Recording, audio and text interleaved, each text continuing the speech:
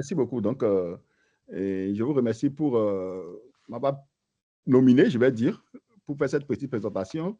Comme vous le savez, l'École des métiers du numérique est une institution créée par le gouvernement béninois et depuis 2021 pratiquement, et pour essayer d'apporter un plus au niveau des formations dans le domaine du numérique dans notre pays. Donc, il faut dire que depuis la création de cette école, nous avons lancé deux types de formations, mais celle que je souhaite présenter ce soir est celle concernant le référent digital. Donc, il faut dire que le référent digital, c'est une formation que nous avons lancée depuis l'année passée qui nous permet de former des techniciens multicompétences dans le domaine du digital. C'est comme un chef d'école que nous formons ici pour lui permettre d'avoir les compétences dans la transformation digitale des processus métiers et dans l'entreprise à travers des connaissances et la maîtrise de plusieurs compétences qui lui sont données au cours de cette formation. Il faut dire quelles sont les compétences que nous donnons aux étudiants que nous formons. Comme je l'ai dit tantôt, c'est une multi-compétence. Les étudiants que nous formons, ce sont des étudiants qui, à la fin de leur formation, ont la compétence dans le développement web mobile, ont la compétence dans le design graphique, ont la compétence dans le marketing digital, ont aussi une compétence dans la gestion des projets digitaux, ont une compétence dans les réseaux et sécurité, mais pas une compétence très, très large, au moins une petite compétence au niveau des réseaux et de la sécurité des données. Et en dernier ressort, aussi une compétence dans la modélisation des processus.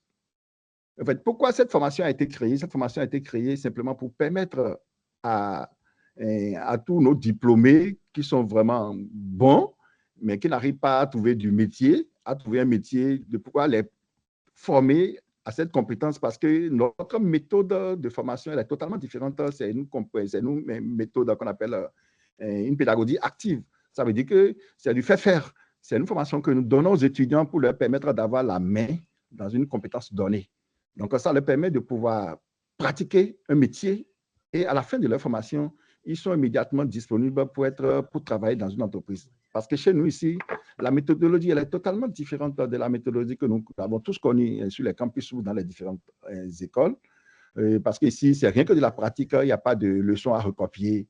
Nous amenons nos étudiants à apprendre un métier et le gouvernement a mis les moyens à notre disposition pour pouvoir, en mettant à notre disposition, disons, les outils qu'il faut. On a, pour toutes nos formations, nous avons un laboratoire qui permet à nos étudiants de pouvoir être bien formés. De telle manière qu'aujourd'hui, pour toutes nos formations que nous avons lancées, tous les étudiants que nous formons, à la fin de leur formation, sont automatiquement calés dans une entreprise parce que nous avons un partenariat avec toutes les entreprises et qui nous permettent, ce partenariat qui nous permet de pouvoir les insérer à l'issue de la formation. Donc, quelles peuvent être les missions que nous assignons à ces étudiants? Les missions que nous leur assignons, c'est de développer et d'optimiser une solution informatique et des outils numériques, de pouvoir modéliser un processus dans le but d'une transformation numérique, de pouvoir faire des formations et des accompagnements des équipes, d'analyser des performances numériques, des SEO, des campagnes digitales, de pouvoir faire des veilles technologiques au niveau de chaque entreprise, appliquer la réglementation relative aux TIC aussi. C'est-à-dire, ils sont formés aussi sur les compétences au niveau des droits, au niveau du numérique, des droits du numérique. Donc, toutes ces compétences, c'est ça que nous réunissons ou nous regroupons dans ce package que nous appelons référent digital. Donc, contrairement aux formations que nous recevons ou que les étudiants reçoivent au niveau des universités classiques, la formation que nous faisons aussi, que nous appelons référent digital, permet de reformater les étudiants, permet en réalité de leur donner la main, leur permet d'apprendre la pratique d'un métier de telle manière qu'à la fin de la formation, nous leur donnons cette compétence qui leur permet de trouver immédiatement un travail. Ici, j'ai toujours des problèmes avec mon Mac ici pour pouvoir faire la présentation. Et comment cette formation se déroule? Il faut dire que cette formation se déroule uniquement avec des professionnels. Ça veut dire qu'on n'a pas des professeurs classiques, les grands professeurs d'université. Nous avons rien que des professionnels, des gens qui sont outillés et qui sont dans l'entreprise. C'est eux qui constituent les profs ici et qui donnent la main à nos étudiants. À l'issue de nos formations, il n'y a pas de composition. Il n'y a que, après des stages, Les étudiants, c'est-à-dire, c'est une formation pratiquement en alternance. Quand ils finissent leur formation, ils sont insérés dans les entreprises pour faire leur stage.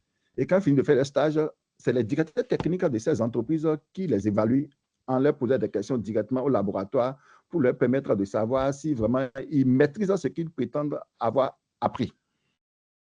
Comment nous faisons cette gestion? La gestion se fait directement à travers une plateforme. Cette plateforme qui n'a rien à voir avec la plateforme de l'école qu'on appelle école numérique.bj. On a une autre plateforme pour le moment qu'on appelle Simplon Online, qui est une plateforme de notre partenaire qui nous permet de suivre la gestion des cours et la gestion des profs, la gestion aussi des étudiants. De telle manière que chaque fois, après la présentation d'un module, et le prof donne ce qu'on appelle des briefs projets, c'est-à-dire des projets pratiques que l'étudiant traite et, disons, soumet au niveau de la plateforme, sur la plateforme. Et c'est le prof aussi qui est aussi enregistré sur la plateforme, peut corriger le projet, permet à tout le monde de voir qu'est-ce que l'étudiant a eu comme résultat à travers le projet qu'il a donné. Ses collègues, ses camarades de classe peuvent voir ce qu'il a présenté et ça permet à tout le monde de voir ce que l'étudiant a présenté et la note que le prof lui a donnée. Et c'est comme ça que nous suivons aussi, les stages sont suivis numériquement, les inscriptions sont faites aussi numériquement, la plateforme, les étudiants sont suivis numériquement, les profs sont suivis numériquement aussi, les projets sont digitalisés et tout est synchronisé à travers la plateforme que nous appelons Simplon Online qui nous permet de suivre chaque étudiant et de pouvoir le suivre jusqu'à la fin de sa formation et jusqu'à l'obtention de son diplôme. La particularité aussi au niveau de l'école des métiers numériques, c'est qu'ici, on ne délivre pas aussi de diplômes papier comme dans les écoles classiques à la fin de la formation. Il faut dire que le projet n'est pas encore à terme.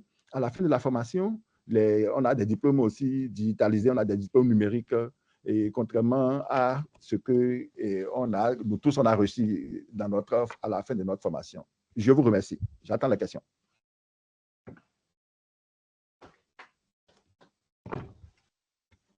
Merci. C'est dommage qu'il n'y ait pas eu de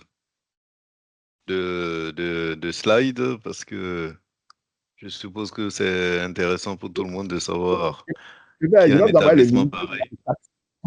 Je vais vous envoyer le lien. Je suis vraiment Bon, désolé. Heureusement je que ne sais pas si Patricia le que règlement permet, je ne sais pas si le règlement permet de reporter une présentation. On verra bien. oui, OK, je remercie au donc on patron va. de me rappeler que j'avais une présentation à faire. Sinon, j'étais dans une autre réunion carrément. Merci beaucoup.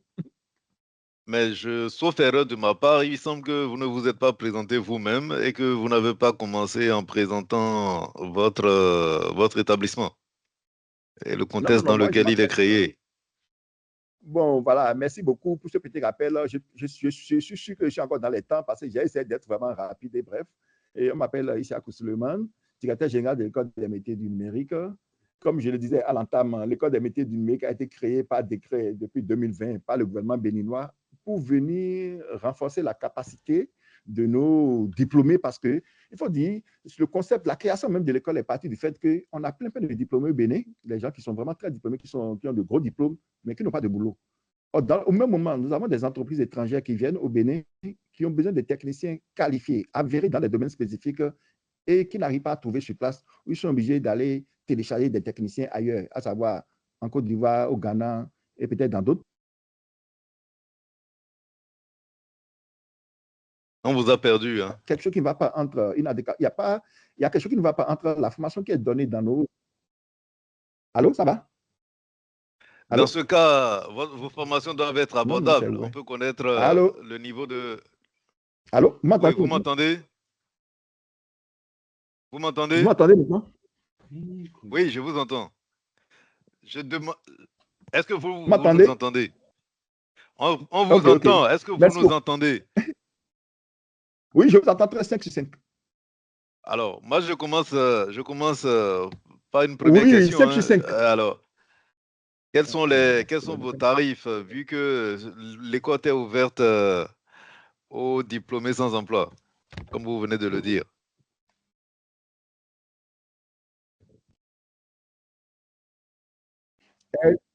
Exactement, exactement. C'est pour leur permettre une certaine reconversion et de pouvoir leur permettre de se former dans des métiers où ils peuvent trouver du travail immédiatement après leur formation. C'est bon, vous m'entendez? Oui, oui, on vous entend. Cherche ma autre connexion Donc, avec du ma coup, vos portable. tarifs doivent être abordables. OK. Donc, je dis, c'est une école qui permet de... Non, non, les tarifs sont vraiment abordables parce qu'il n'y a pas... La qualité a un coût. Je pense que nous avons...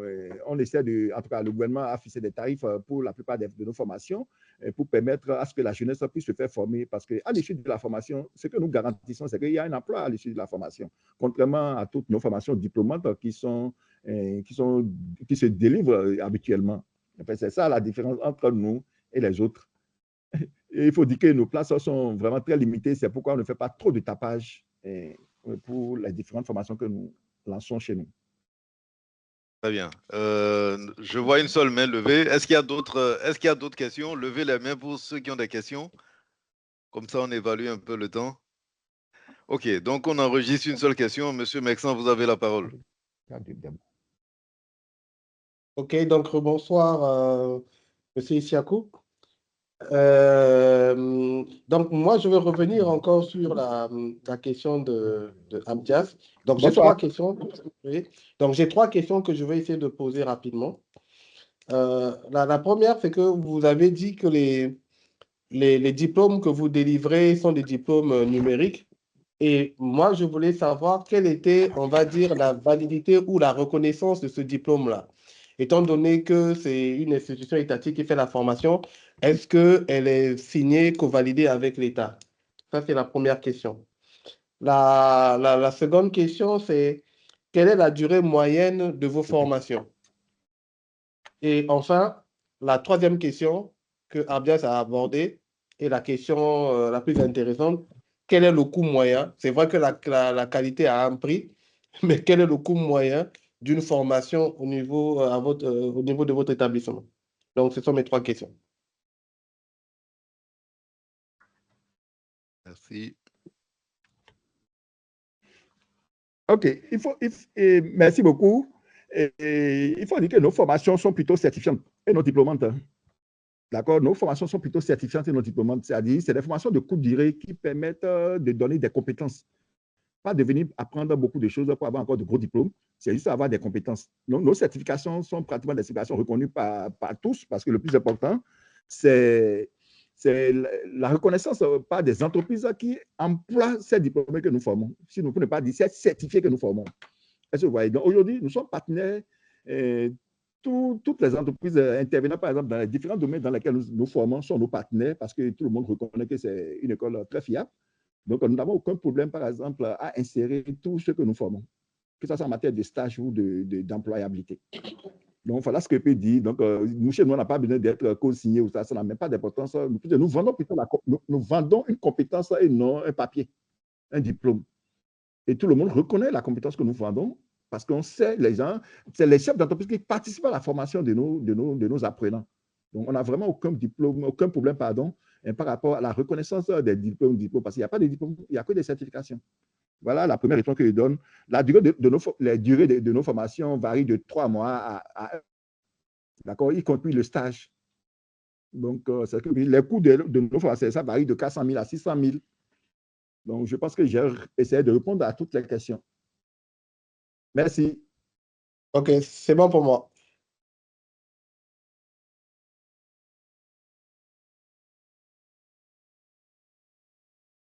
Il y a d'autres questions?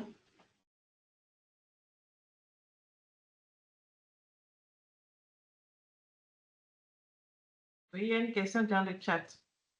Abdias.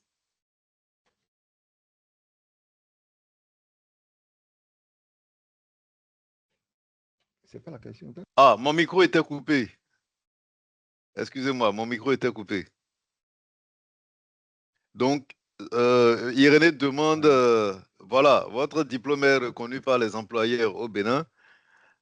Est-ce que éventuellement, je peux brandir ce